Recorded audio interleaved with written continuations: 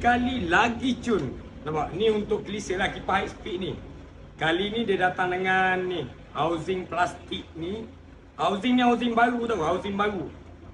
Dia pasal apa tahu yang order untuk ni pakai casing baru ni. Sebabnya baru dia orang tanya ni lah pasal tank spare ni kan dia tak ada tapak kan, kita orang pakai yang besi tu, dia pakai kita orang buat welding macam tu lah, tak adalah tapak ni.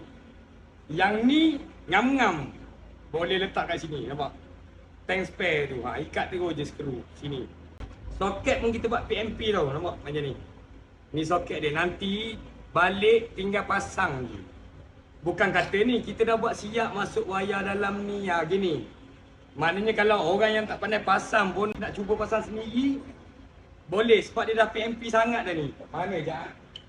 Mana radiator? Ni ni kenari ni kenari klise sama, nampak ni. Tinggal pasang saja, memang PMP. Nampak tak? Ikatlah skru nanti. Nampak? Ada lagi untuk kereta lain pun ada, macam Myvi lagi best lah. Myvi biasa memang ada, Myvi lagi best. Nanti kita buat video untuk dia pula. Dengar bunyi sikit.